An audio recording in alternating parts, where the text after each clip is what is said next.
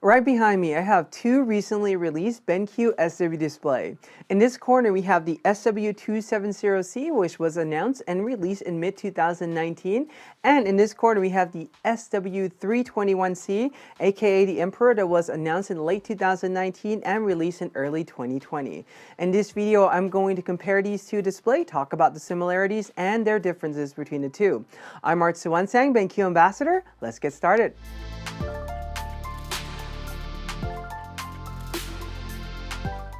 Before we start, please subscribe if you are new and hit on the notification bell so you'll be updated every time I upload a new video. Now let's talk about the panel inside these two displays. The SW270C is a 27-inch panel, as I mentioned before. The resolution on this display is 2K. That's 2560 by 1440. Now, I will say this, that if you're just editing photography, if you're just doing photography work, 2K resolutions are a really great display for that. It's one of those where you can buy it and you don't have to worry about your computer that you have, whether your video card is going to support 4K resolution or not, or how well it's going to support it. You can just forget about that, plug this in, and get things going right away.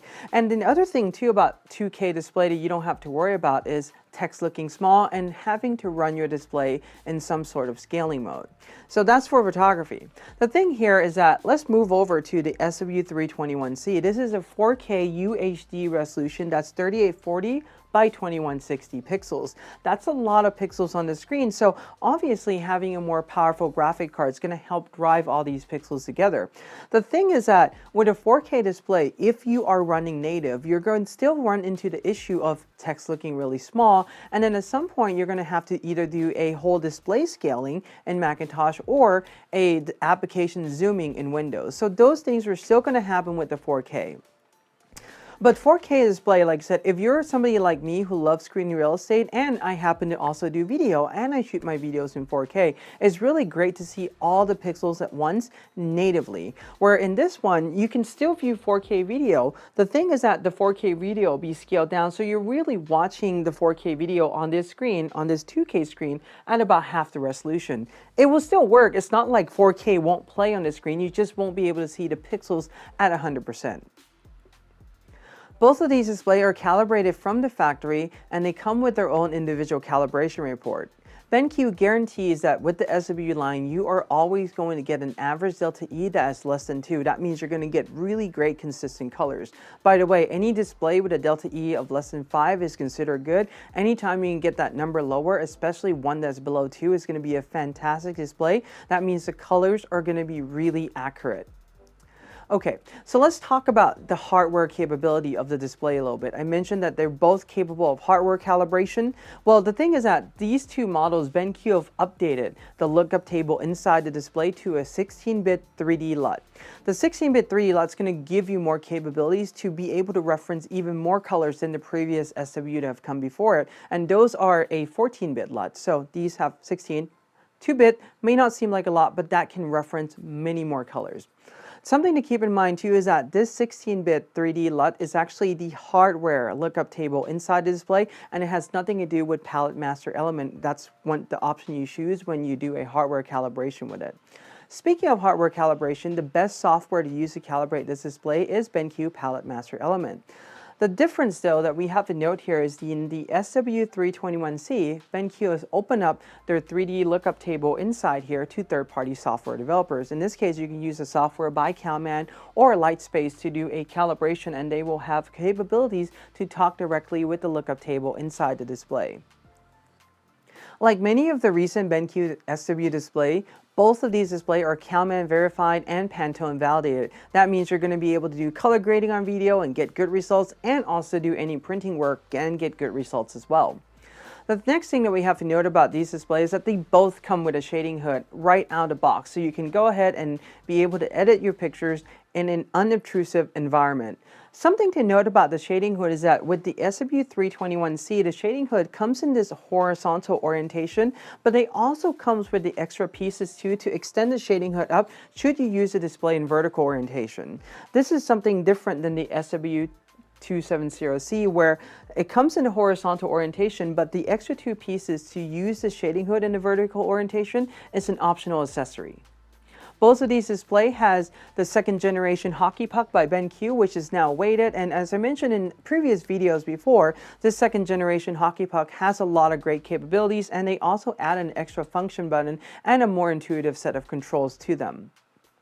With these display, because they have the C moniker in their naming, both of these display has USB Type-C, and they are capable of delivering 60 watt of power.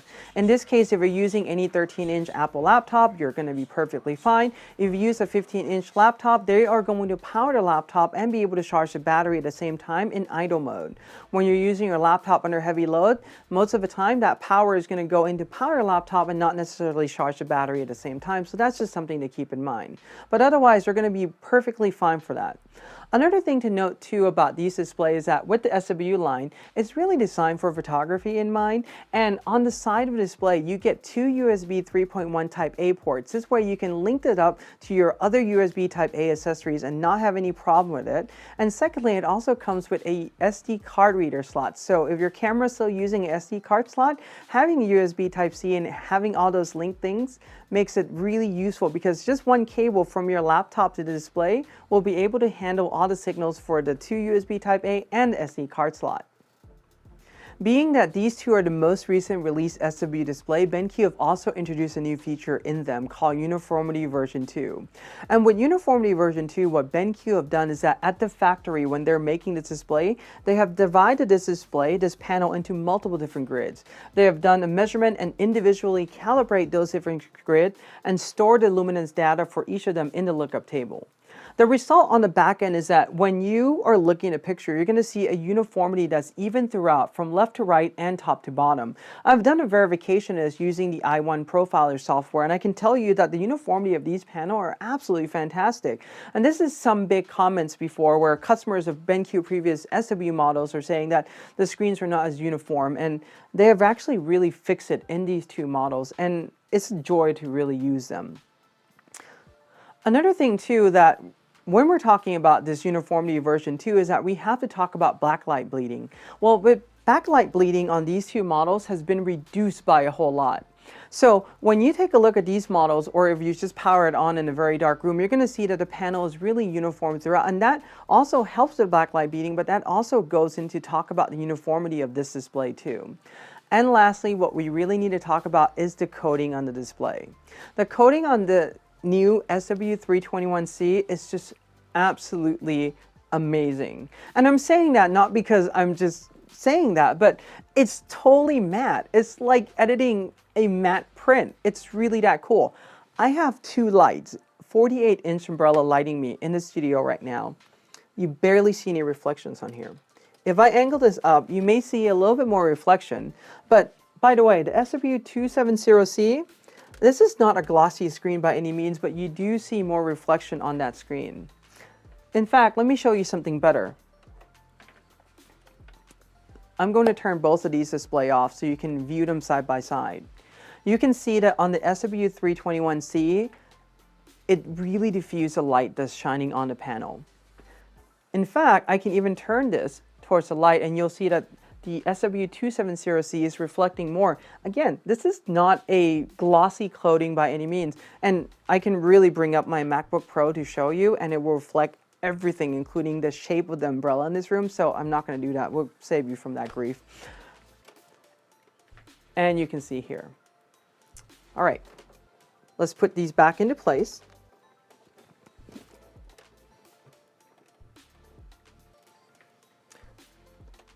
Another thing to note about these two displays as well is that when you turn them on, they have the new BenQ black logo. No longer is it flashing purple, so if you're just turning this display on in a dark environment, you're no longer being jarred by that BenQ purple. You just have this nice black and white BenQ logo. So another thing to note there. Now that I have both of these display back on, let's talk about the coating a little bit further and how you clean them. With the SW270C, you can use my previous recommended method of cleaning. A microfiber cloth would do. If there is a dust or debris that's really stuck on there, what you can even use is a lightly damp paper towel and clean it up and then go over with a microfiber cloth again. If your screen becomes dusty, well, you can always use a Swiffer duster to actually remove the lint from the display. That's not a problem. The thing with the SW321 SW321C is that because of a new coating on the display, and I don't want to damage this coating because it's really that good, BenQ have also shipped this display with a roller, what we call the AccuRoller. And it comes to me like a Thor hammer like that, and you can use this to clean the display, and it's a roller like that. The great thing about this roller is that I have used it a few times and it got dirty. It's a little bit sticky, which is good. That's how it picks up the dust and the lint and debris and everything. The thing is that if this gets dirty, just run it in warm water and you can rub it and clean it a little bit, and then afterwards just leave it dry overnight, which I did, and I can now use it to clean the screen again. So that's a different method of cleaning. I wouldn't use any chemical, any water, any soluble solution on this display at all. In fact, I wouldn't even try to rub it with a microfiber cloth because I don't even know how is it going to damage the coating of the display, and I'd rather not have the display coating be damaged in this case. And while we are talking about screen coating, the SW321C, along with the new matte anti-reflective coating, also has a new hardware mode called Paper Color Sync. Paper Color Sync is really fantastic if you're doing printing in-house or in the studio where you have an inkjet printer. This is going to be amazing to use it with, because what you can do is put your display into Paper Color Sync mode and be able to actually do a proofing on the display of how your image is going to look, and it's going to simulate what's going to come out from the printer. It's going to come really close. This way you can save time editing and also money from reprinting over and over again. The thing is that with Paper Color Sync, what this display will do is that it will turn the white point of the display, or change the white point display for that matter, from the D65 that we're used to editing our images on to a D50. When it changes that white point to D50, it's going to closely matches with the white point of the paper that's coming out from your inkjet printer. I've actually done a few review videos on Paper Color Sync already, so make sure that you check that out too.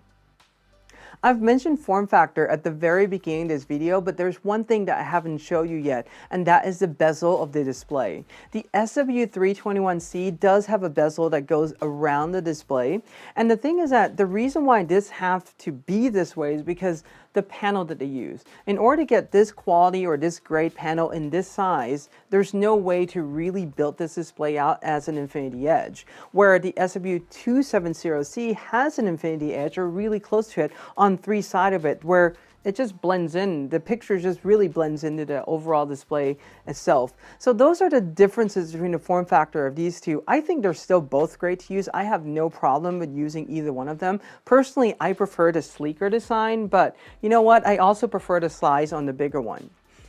If you are a photographer, both of these displays are going to be really great for you to use. You have to really think about your workflow and what you really need. In this case, if you do any inkjet printing in-house, the SW321C is going to be a fantastic display for that because of a new Paper Color Sync feature.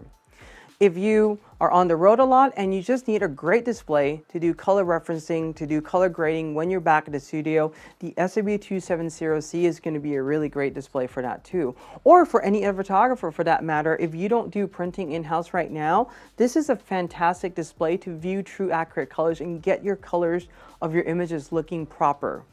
If you're a videographer, what I will tell you right now is that editing on this display is actually really a dream, because you can see 4K resolution, the matte screen just takes everything away, and it's just a fantastic experience to use it on here.